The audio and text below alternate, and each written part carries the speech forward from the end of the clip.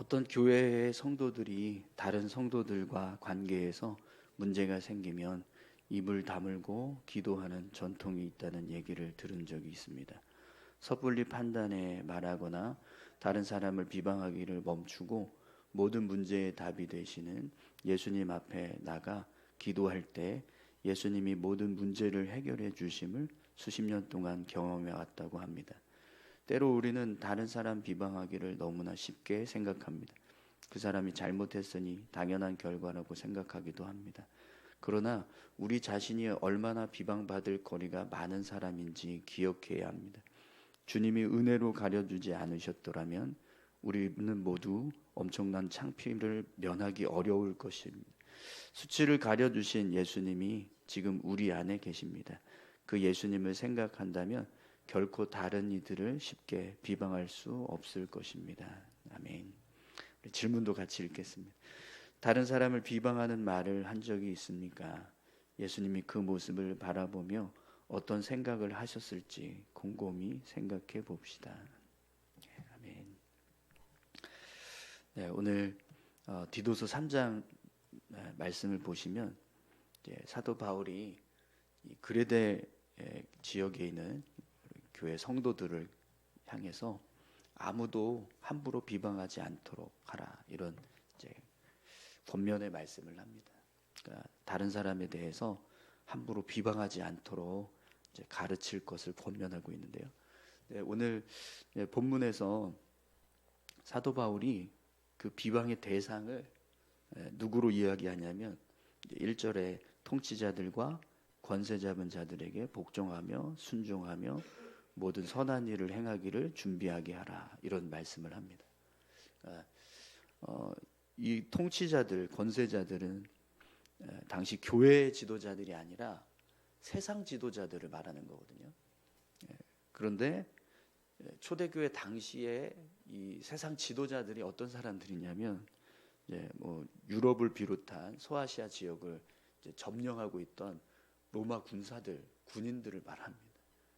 로마 군인들이 총독을 세워서 그렇게 점령지를 다스리는 그런 모습들이었거든요.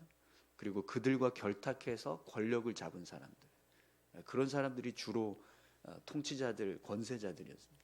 그러다 보니까 그들의 모습은 항상 포악하고 또 자기들의 유익을 위해서라면 무엇이든지 다 할 수 있는 그런 좀 악하고 불의한 모습의 사람들이었거든요. 그런데도 불구하고 사도 바울은 그런 지도자들에 대해서 복종하고 순종하며 선한 것을 행할 것을 가르쳐라, 이렇게 말씀하고 있는 거죠. 함부로 그들을 비방하지 말라, 이렇게 권면하고 있습니다. 사실 그리스도인들이 뭐 불의하고 악한 것과 타협하거나 그들과 결탁해서 삶을 살아가는 것은 옳지 않은 모습인데, 지금 사도 바울은 그럼에도 불구하고 그런 악한 사람들에 대해서 함부로 비방하거나 그들을 정죄하는 일을 해서는 안 된다라고 말씀하는 거죠. 참 이 모습이 좀 쉽게 이해가 되지 않는 모습입니다. 어떻게 그렇게 악하고 불의한 사람들에 대해서 우리가 그냥 참고 있어야 하냐, 그들을 향해서 비방하고 하는 것에 대해서 우리가 어떻게 안 할 수가 있느냐, 이렇게 생각할 수 있습니다. 그런데 오늘 말씀을 보면 사도 바울이 그렇게 함부로 비방하지 말라고 하는 이유가 두 가지가 있는데요. 하나는 뭐냐면 전에 우리를 생각하라는 거예요. 우리가 전에 어떤 모습이었는가.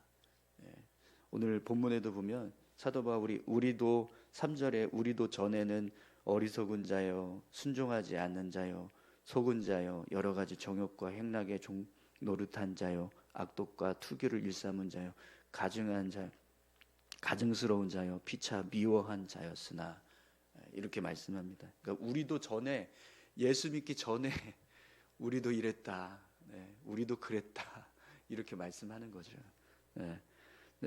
그런 모습을 생각한다면 그렇게 지금 악하게 살아가는 사람들에 대해서 함부로 비방하지 말라. 너도 똑같았다. 이 말씀을 하고 있는 겁니다. 또 한 가지는요, 우리가 그렇게 함부로 다른 사람에 대해서 비방하고 이렇게 정죄하는 그런 삶을 살았을 때 그 모습이 하나님 앞에서 의롭지가 않다는 거예요.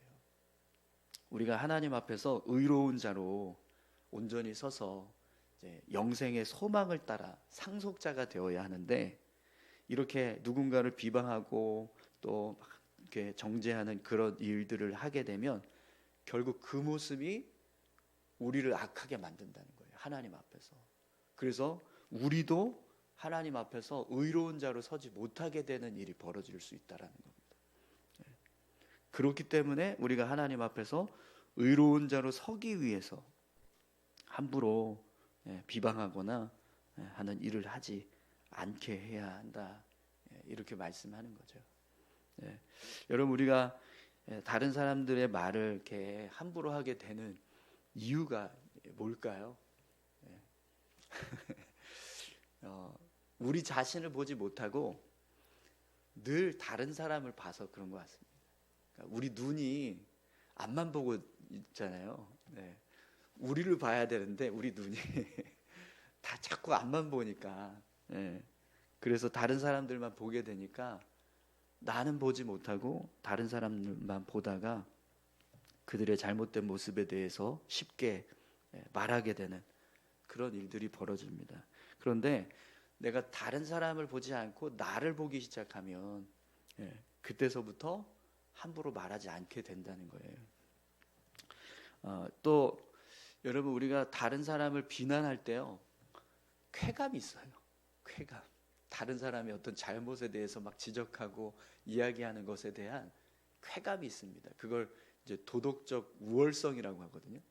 이 우리 안에 우리도 모르게 도덕적 우월성을 가지고 다른 사람들을 막 함부로 비난하는 거예요. 근데 거기서 오는 쾌감이 있는데, 그 쾌감은 전적으로 우리의 욕심, 정욕, 욕망, 그 부분을 채워주는 쾌감이라는 겁니다. 그렇기 때문에 절대로 우리에게 유익을 줄 수 없는 즐거움이라는 거죠. 근데 그걸 깨닫지 못하고 우리가 그 즐거움을 추구하다 보면 결국에는 하나님 앞에서 우리도 악한 자로 이제 서게 됩니다. 그래서 사도 바울이 영생의 소망을 따라 상속자로 서려면 함부로 비방하는 자가 되지 말라, 이런 말씀을 합니다. 여러분, 오늘 저와 여러분들 모두가 함부로 비방하는 사람 되지 않기를 소망합니다. 근데 그러지 않기 위해서 우리가 해야 할 일은요, 우리 지난 부흥회 때도 우리가 말씀드렸지만, 우리가 죄인인데 누구를 비방하냐?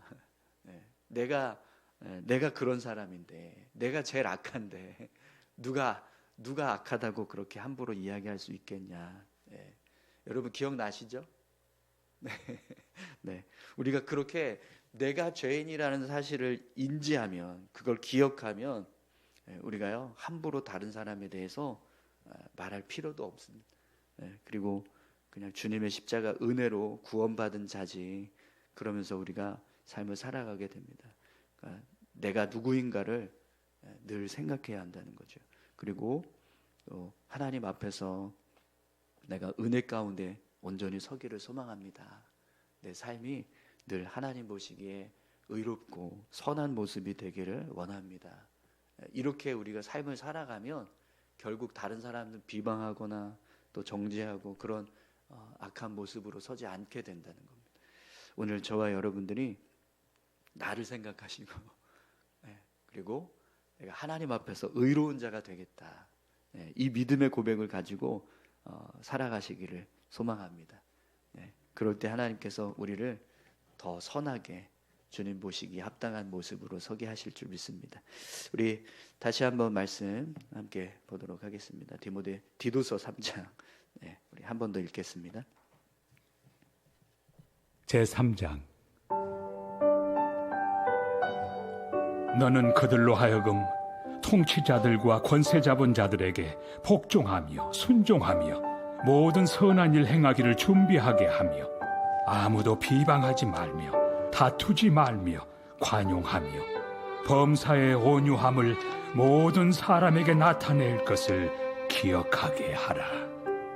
우리도 전에는 어리석은 자요, 순종하지 아니한 자요, 속은 자요, 여러 가지 정욕과 행락의 종노릇한 자요, 악독과 토기를 일삼은 자요, 가증스러운 자요, 피차 미워한 자였으나 우리 구주 하나님의 자비와 사람 사랑하심이 나타날 때 우리를 구원하시되 우리가 행한 바 의로운 행위로 말미암지 아니하고 오직 그의 긍휼하심을 따라 중생의 씻음과 성령의 새롭게 하심으로 하셨나니 우리 구주 예수 그리스도로 말미암아 우리에게 그 성령을 풍성히 부어주사 우리로 그의 은혜를 힘입어 의롭다 하심을 얻어 영생의 소망을 따라 상속자가 되게 하려 하심이라. 이 말이 미쁘도다. 원하건대 너는 이 여러 것에 대하여 굳세게 말하라. 이는 하나님을 믿는 자들로 하여금 조심하여 선한 일을 힘쓰게 하려 함이라. 이것은 아름다우며 사람들에게 유익하니라. 그러나 어리석은 변론과 족보 이야기와 분쟁과 율법에 대한 다툼은 피하라. 이것은 무익한 것이요 헛된 것이니라. 이단에 속한 사람을 한두 번 훈계한 후에 멀리하라. 이러한 사람은 내가 아는 바와 같이 부패하여 스스로 정죄한 자로서 죄를 짓느니라. 내가 아데마나 두기고를 내게 보내리니 그때 내가 급히 니고볼리로 내게 오라. 내가 거기서 겨울을 지내기로 작정하였노라.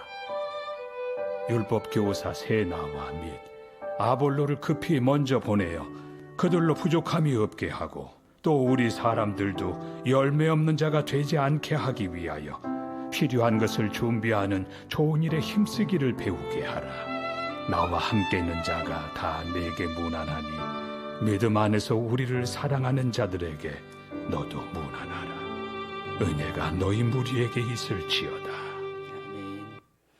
네, 우리 같이 말씀 기도 보시겠습니다. 2절 말씀입니다. 아무도 비방하지 말며 다투지 말며 관용하며 범사의 온유함을 모든 사람에게 나타낼 것을 기억하게 하라. 아멘. 네, 첫 번째 기도 제목입니다.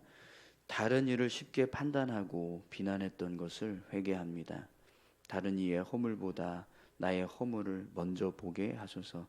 다른 이의 죄보다 나의 죄를 크게 보게 하소서.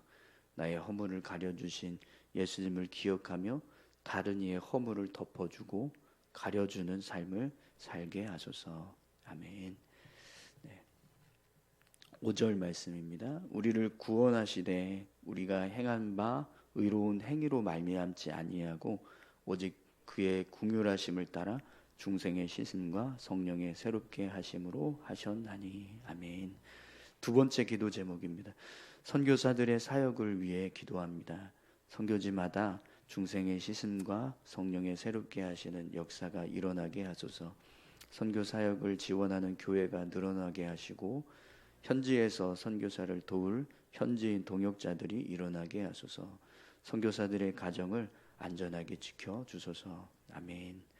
네, 우리 두 가지 기도 제목 가지고 함께 기도하기 원합니다. 하나님, 우리가 다른 사람 쉽게 판단하지 않고 말하지 않도록 인도해 주십시오. 우리 자신의 허물을 먼저 보게 하시고 나의 죄를 더 크게 보게 하옵소서. 네, 우리의 모습을 생각하면서 다른 사람의 허물을 덮어주고 가려주는 자로 살아가게 해달라고, 또 우리 선교사들을 사역 가운데 성령의 역사와 또 하나님의 은혜가 임하게 하시고 또 저들을 돕는 교회와 또 동역자들이 세워지고 선교사들의 가정이 안전하게 지켜지는 은혜가 있게 해달라고 우리 같이 함께 다 같이 기도하기 원합니다. 함께 기도하시겠습니다. 하나님 아버지 감사합니다. 아버지 하나님,